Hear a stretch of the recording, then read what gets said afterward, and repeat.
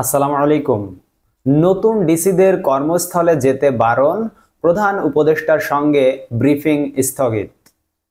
প্রধান উপদেষ্টার সঙ্গে নতুন নিয়োগ পাওয়া জেলা প্রশাসকদের ব্রিফিংটি অনিবার্য কারণবশত স্থগিত করা হয়েছে। সদ্য নিয়োগ পাওয়া ৫৯ জন জেলা প্রশাসকদের একটি ব্রিফিং আজ বুধবার অনুষ্ঠিত হওয়ার কথা ছিল, সেটি স্থগিত করা হয়। এজন্য মন্ত্রিপরিষদ বিভাগ থেকে পরবর্তী নির্দেশ না দেওয়া পর্যন্ত ডিসিদের নতুন কর্মস্থলে যোগ দিতে নিষেধ করা হয়েছে।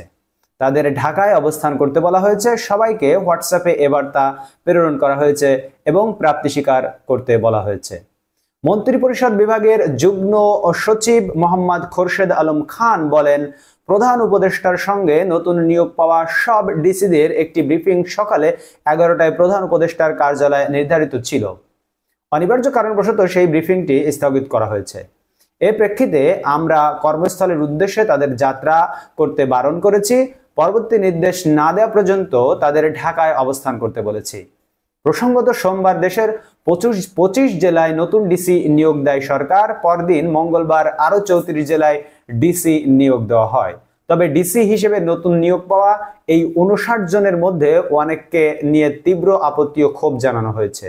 বিগত ১৬ বছর ধরে বঞ্চিত ও বৈষম্যের শিকার বলে ক্ষুব্ধ জানান কর্মকর্তারা। তারা বলছেন, অন্তর্বর্তী সরকারের নতুন যাদের জেলা প্রশাসক নিয়োগ দিয়েছে তারা বিগত সরকারের সুবিধাভোগী ও আশীর্বাদ পুষ্ট। আওয়ামী লীগ সরকারের সময়ও এসব কর্মকর্তারা ভালো পদে ছিলেন। নতুন নিয়োগ পাওয়া ডিসিদের প্রজ্ঞাপন বাতিলের দাবি জানায় তারা। এ নিয়ে গতকাল মঙ্গলবার বিকাল ৩টার পর থেকে মন্ত্রিপরিষদ সচিব ও জনপ্রশাসন সচিবের সঙ্গে তাদের দফায় দফায় বৈঠক হয়। আপনারা সকলেই জানেন এবং অবগত আছেন, সচিবালয় কিন্তু গতকাল উত্তপ্ত ছিল। যাদেরকে নতুন নিয়োগ দেওয়া হয়েছে এবং যারা পদ বঞ্চিত হয়েছে তারা বলেছিল যে এরা হচ্ছে সেই সরকারের পাছাটা, এরা হচ্ছে সেই সরকারের পদলেহনকারী চামচা। তাদেরকে আপনারা আবার নতুন করে ডিসি নিয়োগ দিলেন। তারা কিভাবে ডিসি নিয়োগ পেল সেটাই সামনে আপনাদেরকে আমরা জানাতে পারবো ইনশাল্লাহ। এবং যারা নিয়োগ পেয়েছে আশা করি তাদের এই নিয়োগ থাকবে না, কারণ এর ভিতরেই হয়তো তাদের কে তদন্ত করা হবে। যেহেতু তাদের সাথে আজ প্রধান উপদেষ্টার বৈঠক হওয়ার কথা ছিল, কিন্তু সৌভাগ্যবশত সেই বৈঠকটি আর হলো না এবং তাদের নিয়োগ স্থলে কর্মস্থলে যেতে যেহেতু নিষেধ করা হয়েছে, সেহেতু আশা করি সুষ্ঠু নিয়োগের মাধ্যমে সৎ ন্যায়পরায়ণ ব্যক্তিদেরকে ডিসি হিসেবে আমরা দেখতে পারবো।